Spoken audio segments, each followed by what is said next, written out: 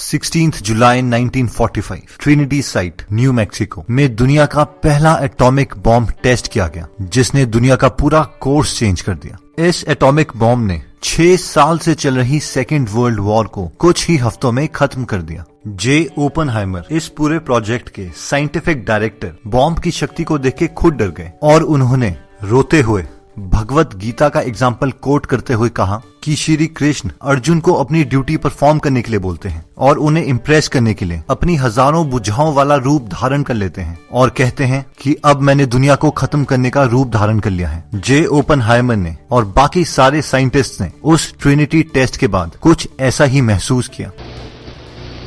Few people cried. Most people were silent. I remembered the line from the Hindu scripture, the Bhagavad Gita. Vishnu is trying to persuade the prince that he should do his duty, and to impress him takes on his multi-armed form and says, "Now I am become death, the destroyer of worlds." I suppose we all thought that one way or another. ये सब start हुआ 1939 से, जब second world war start हो गई थी। Germany में एक इंसान हिटलर पूरी दुनिया को जीतना चाहते थे और जर्मन के साइंटिस्ट ने दुनिया में सबसे पहले एटम को स्प्लिट कर दिया था, जिससे वो एक न्यूक्लियर बॉम्ब बना सकते थे और पूरी वर्ल्ड वॉर को एक टेरिबल एक्सप्लोजन से खत्म कर सकते थे। अमेरिकन्स को डर था कि जर्मन सबसे पहले एटॉमिक बॉम्ब बना सकते हैं और हिटलर बिल्कुल भी नहीं डरेगा उस बॉम्ब का इस्तेमाल करने के लिए। 1933 में डॉक्टर लियो जिलार्ड ने सबसे पहले न्यूक्लियर चेन रिएक्शन की थ्योरी प्रपोज करी। इन्हें शक था कि शायद जर्मन्स भी बॉम्ब पे काम कर रहे होंगे, इसीलिए इन्होंने प्रेसिडेंट रूजवेल्ट को वार्न करने के लिए लेटर लिखा, जिसमें एल्बर्ट आइंस्टाइन के भी साइन करवाए गए। प्रेसिडेंट रूजवेल्ट ने इस लेटर को बहुत सीरियसली लिया और एक नए प्रोजेक्ट की डिमांड की, जिसको नाम दिया गया द मैनहट्टन प्रोजेक्ट। और तभी दिसंबर 7, 1941 में जापान ने अमेरिका के बेस पर्ल हार्बर पर अटैक कर दिया। कुछ ही दिनों में जनवरी 9, 1942 में प्रेसिडेंट रूजवेल्ट ने इस प्रोजेक्ट को ऑफिशियली मंजूरी दे दी, जिसका गोल था 1000 दिनों के अंदर एक एटॉमिक बॉम्ब तैयार करना, जो इस पूरी वॉर को खत्म कर देगा। और इस पूरे प्रोजेक्ट को लीड करने के लिए चूज किया गया जनरल लेस्ली ग्रोव्स को। ग्रोव्स ने बिना टाइम वेस्ट किए हुए अपनी तैयारियां शुरू कर दी। उन्होंने सबसे पहले अपने नाम एक लेटर लिखा कि उन्हें जिस भी चीज की जरूरत हो उसकी मंजूरी पहले से ही दे दी जाए, और नेल्सन के पास उस लेटर को साइन करने के लिए ले गए। उस टाइम ग्रोव्स सिर्फ एक कर्नल थे। नेल्सन ने वो लेटर साइन करने के लिए मना कर दिया। इस पर ग्रोव्स ने उन्हें धमकी दी कि अगर वो इस लेटर को साइन नहीं करते हैं तो वो उनकी कंप्लेंट प्रेसिडेंट रूजवेल्ट से कर देंगे, जिस पर नेल्सन ने उस लेटर पर साइन कर दिए। ग्रोव्स ने सबसे पहले जे ओपनहाइमर को as a scientific director recruit किया। कई लोगों का मानना था कि ओपनहाइमर एक हैमबर्गर स्टैंड भी नहीं चला सकते, लेकिन कई लोग मानते थे कि वो एक बहुत ही इंटेलिजेंट इंसान है। डायरेक्टर चूज करने के बाद अब सवाल था कि पूरा प्रोजेक्ट कहाँ पे सेटअप किया जाए।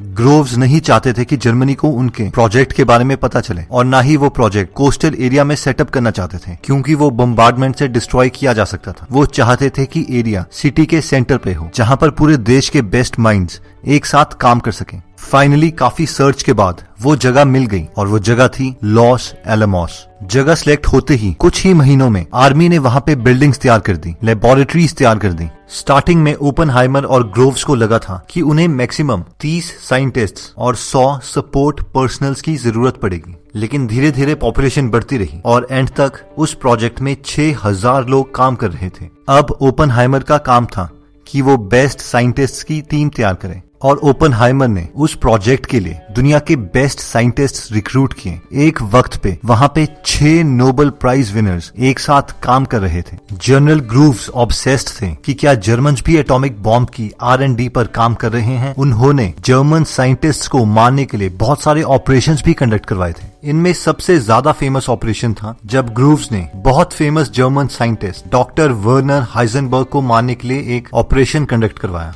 ग्रोव्स ने अपने आदमियों को इंस्ट्रक्शन दी थी कि वो हाइजेनबर्ग के पास जाएं, और अगर उन्हें थोड़ा सा भी शक है कि हाइजेनबर्ग एटॉमिक बॉम्ब पर काम कर रहे हैं तो उन्हें उसी वक्त गोली मार दें। इसके लिए ग्रोव्स ने अपने आदमियों को साइनाइड की गोलियां भी दी थी कि अगर वो पकड़े जाते हैं तो वो सुसाइड कर लें। लेकिन डॉक्टर हाइजेनबर्ग के पास जाके ग्रोव्स के आदमियों को बिल्कुल भी शक नहीं हुआ कि वो एटॉमिक बॉम्ब पर काम कर रहे हैं, इसलिए उन्होंने उन्हें नहीं मारा।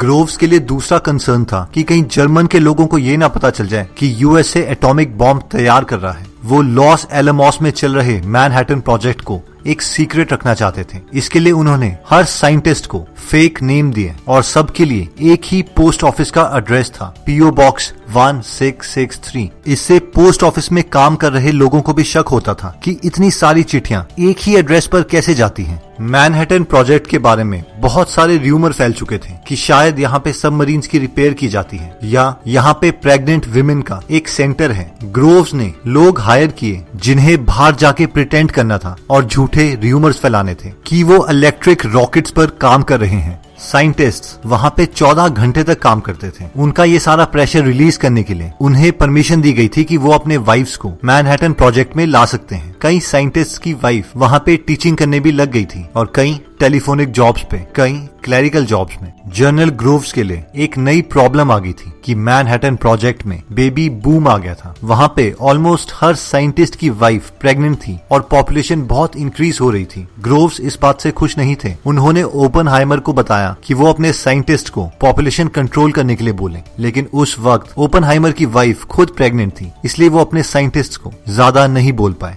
साइंटिस्ट्स का काम वहाँ पे काफी डेंजरस था और इस पूरे टेन्योर में काफी डेथ्स भी हुई। For example doctor Harry Daghlian critical mass experiment करते हुए मारे गए। वो प्लूटोनियम के आसपास टंगस्टन कार्बाइड की ब्रिक्स रख रहे थे। हर एक टंगस्टन कार्बाइड की ब्रिक रखने से उसमें न्यूट्रॉन्स आ जाते हैं। जैसे ही वो लास्ट ब्रिक रखने लगे उनके हाथ से वो छूट गई, जिससे उन्हें बहुत खतरनाक रेडिएशन का डोज मिला और उनकी डेथ हो गई। जनरल ग्रोव्स को एटॉमिक बॉम्ब टेस्ट करने के लिए बहुत ज्यादा प्रेशर आ रहा था और उन्होंने न्यू मैक्सिको में रेगिस्तान के बीच बॉम्ब टेस्ट करने के लिए एक जगह ढूंढी जिसको नाम दिया गया द ट्रिनिटी साइट। ग्रोव्स ने साइंटिस्ट्स को बताया कि वो 16 जुलाई 1945 की सुबह एटॉमिक बॉम्ब टेस्ट करना चाहते हैं। सबने एटॉमिक बॉम्ब टेस्ट करने के लिए अपनी तैयारियां स्टार्ट कर दी थी। कई लोगों का ये मानना था कि ये एटॉमिक बॉम्ब चलेगा ही नहीं और कई साइंटिस्ट्स ये कह रहे थे कि अगर ये एटॉमिक बॉम्ब चला तो ये इतना शक्तिशाली है कि ये एटमॉस्फेयर में भी आग लगा सकता है। एटॉमिक बॉम्ब को टेस्ट करने की घड़ी आ चुकी थी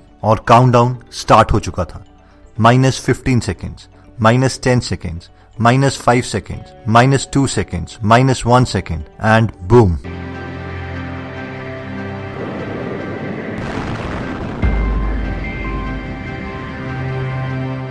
और फाइनली वो एटॉमिक बॉम्ब चल पड़ा। एटॉमिक बॉम्ब अपनी पहली टेस्टिंग में ही सक्सेसफुल रहा। कई साइंटिस्ट बहुत खुश हो रहे थे और कई रो रहे थे क्योंकि वो जानते थे कि ये बॉम्ब कितनी तबाही मचा सकता है। बॉम्ब का इम्पैक्ट 16 किलोमीटर दूर तक देखा जा सकता था। साइंटिस्ट्स बताते हैं ऐसा लग रहा था कि आप सूरज धरती पर ही ले आए हों। इस पूरे प्रोजेक्ट का मेन गोल था जर्मनी से पहले एटॉमिक बॉम्ब बनाना, लेकिन लगभग 2 महीने पहले ही 30 अप्रैल 1945 में हिटलर मारा जा चुका था और 7 दिन के बाद मई 7, 1945 में जर्मनी पहले से ही सरेंडर कर चुका था। अब सवाल ये था कि क्या बॉम्ब का इस्तेमाल जापान पर करना है। बहुत साइंटिस्ट ऐसा नहीं चाहते थे, लेकिन आर्मी ने उनकी एक नहीं सुनी क्योंकि पर्ल हार्बर का घाव अभी पूरी तरह भरा नहीं था। और 6 अगस्त 1945 में अमेरिका ने अपने B-29 जहाज से, जिसका नाम एनोला गे रखा था, अपना पहला atomic bomb little boy Hiroshima पर ड्रॉप कर दिया। इस बॉम्ब ने पूरी सिटी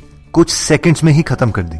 लेकिन इतनी तबाही हो जाने के बावजूद जापान की आर्मी सरेंडर करने को तैयार नहीं थी और उन्होंने कहा कि सरेंडर वर्ड हमारी डिक्शनरी में ही नहीं है। और 3 दिन के बाद अगस्त 9, 1945 में अमेरिका ने अपना दूसरा atomic bomb fat man Nagasaki में ड्रॉप कर दिया। और थोड़े दिनों के बाद ही 2 सितंबर 1945 में जापान ने सरेंडर कर दिया और 6 साल से चल रही सेकेंड वर्ल्ड वॉर खत्म हो गई। इस इवेंट के बाद बहुत सारे साइंटिस्ट्स को पछतावा था। इवन एल्बर्ट आइंस्टाइन पछता रहे थे कि उन्होंने प्रेसिडेंट रूजवेल्ट को लिखे हुए लेटर पे साइन ही क्यों किया। एल्बर्ट आइंस्टाइन ने 1949 में अपने दिए हुए इंटरव्यू में ये तक कह दिया कि मुझे नहीं पता कि थर्ड वर्ल्ड वॉर किस चीज से लड़ी जाएगी, लेकिन मुझे ये पक्का यकीन है कि अगर थर्ड वर्ल्ड वॉर होती है तो फोर्थ वर्ल्ड वॉर पत्थर और लकड़ी के डंडों से लड़ी जाएगी, क्योंकि इस प्रोसेस में इतनी तबाही होगी कि पूरी ह्यूमैनिटी एक बार खत्म हो जाएगी। दोस्तों, हमने आपको ये सारी बातें